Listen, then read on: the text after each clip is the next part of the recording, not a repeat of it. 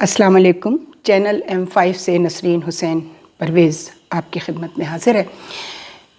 हमने पिछले जो अपने 4-5 प्रोग्राम्स लेबर शेम के हवाले से किए, जिसमें हमने बहुत पढ़े लिखे लोगों को हमने कारखानों में बिल्कुल मज़दूरों की तरह काम करते हुए देखा, और इसी तरह वुमेन एम्पावरमेंट जो है, इकनॉमिक एम्पावरमेंट ऑफ वुमेन के लिए जो कुछ प्रोग्राम्स हमने किए वोकेशनल सेंटर्स के हवाले से, तो बहुत सारे लोगों ने हमें ये कहा कि ये बताइए कि हम तो काम करने को तैयार हैं, लेकिन हमें रोज़गार देगा कौन? हम काम जानते हैं, ये जो आपने वोकेशनल सेंटर्स के हवाले से, एक दो ख़वातीन ने भी मुझे टेलीफ़ोन किए, कुछ मेरी जानने वाली ख़वातीन थीं। उन्होंने कहा कि मेरे पास कुछ ख़वातीन आती हैं, वो कहती हैं बताइए हम कहाँ। इसी तरह कुछ नौजवान ये चाहते हैं कि वो पढ़े लिखे हैं और नहीं नौकरी मिल रही है तो वो अपना कुछ हुनर सीखें और काम शुरू करें।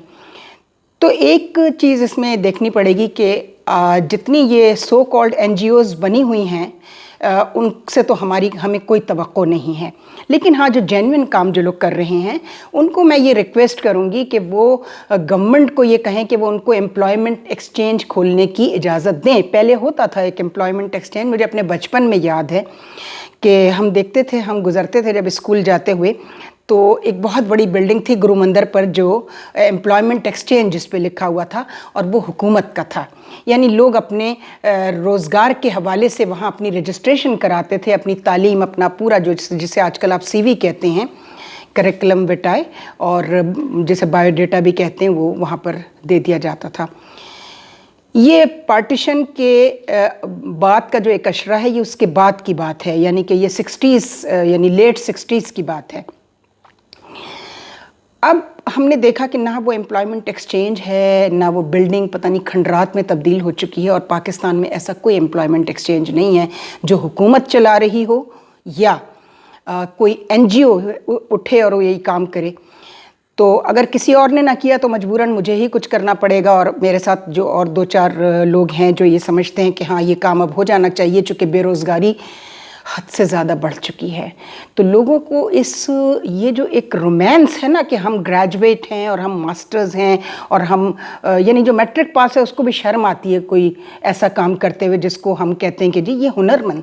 तो हुनरमंद हाथ के हवाले से भी हम आपको एक प्रोग्राम दिखा चुके हैं, जो उसी vocational centre Mrs Ghazala Arif का जो था, उसमें वो ख़ातून वहीं से सीखा, वहीं पर पढ़ाती हैं, टीचिंग करती हैं, यानी कि वो हुनर सिखाती हैं अब वहाँ पर, और ख़ुद उनका अपना रोज़गार भी उसी से वाबस्ता है। और सैकड़ों ऐसी ख़वातीन हैं, जैसा हमने कहा था कि चिराग से चिराग जलता है।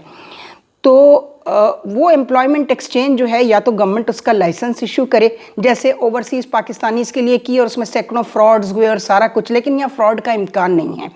ये सिर्फ एक इंटर कोऑर्डिनेशन होगी कारखानों के साथ, छोटे कॉटेज इंडस्ट्री के साथ, बड़ी इंडस्ट्री के साथ, और उनको हम बताएंगे कि जी हमारे पास ये क्वालिफ़िकेशन के लोग मौजूद हैं।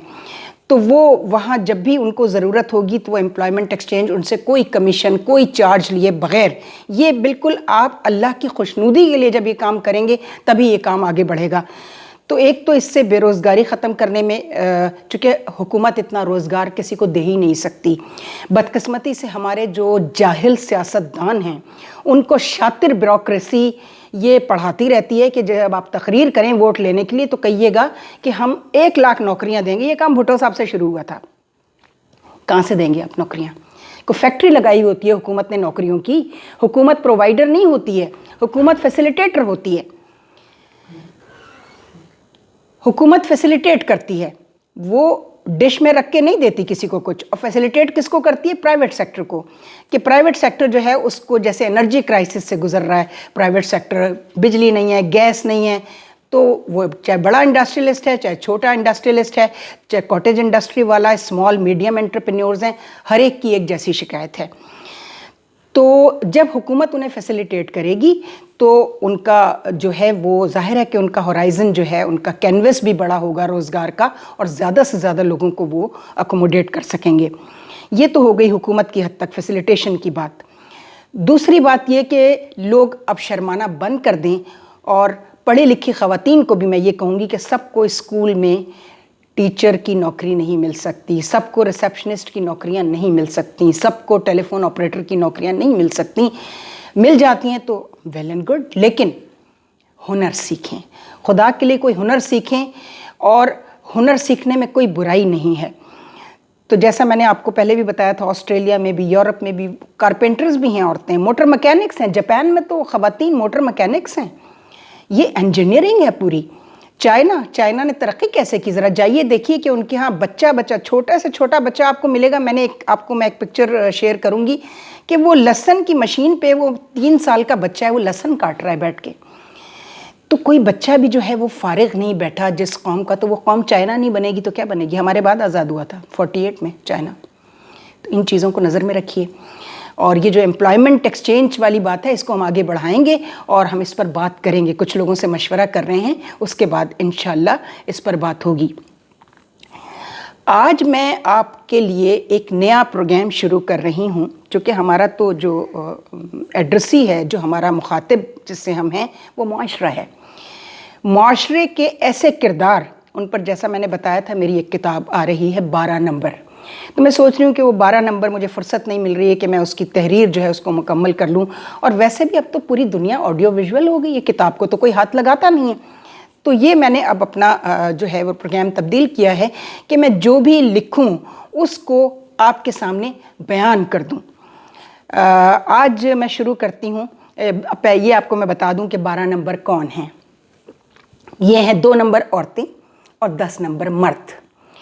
मुझे जिस दिन मुकम्मल तौर पर यह यकीन हो गया कि यही 12 नंबर हमारी रियासत को चलाते रहेंगे, हमारी बारी नहीं आएगी, तो उस दिन मैंने सोचा कि कम से कम इस मुआशरे के इन किरदारों से, मुआशरे के उन अफराद का तो तारुफ़ करा दूं जो इनसे रोज़ धोखा खाते हैं, लेकिन ये धोखा खाने के बाद भी जो नहीं संभलते, तो फिर उनका तो कुछ नहीं किया जा सकता। लेकिन जो इन 12 नंबरों, यानी 2 नंबर औरतें और 10 नंबर मर्द, इन लोगों से होशियार रहें। इनकी मुख्तलिफ़ किस्में हैं। अब तो शुक्र है कि सोशल मीडिया पर भी ऐसी चीज़ें आ गई हैं। मसलन मैंने देखा एक गाड़ी में से एक बंदा जो है वो उतरा, और उसने उतर कर बताया कि अभी मेरे साथ कोई आधा किलोमीटर पहले मैं चलकर अभी आया हूँ, ये एक हाथ हो गया कि एक लड़के ने मुझे कहा इशारे से कि मेरी गाड़ी के ऑयल टैंकर से ऑयल बह रहा है ताकि मैं उतरूँ और वो मुझे लूट ले। और ऐसी बहुत सारी चीज़ें हैं। तो वो कहता है, मुझे 6th सेंस ने मेरी इशारा किया कि नहीं, मुझे नहीं उतरना चाहिए। तो उसने आधा किलोमीटर पे जाके गाड़ी रोकी और फिर लोगों को बताया कि अभी मेरे साथ ये हाथ हुआ है। मैंने अपनी गाड़ी को चेक किया, मेरी गाड़ी बिल्कुल ठीक थी।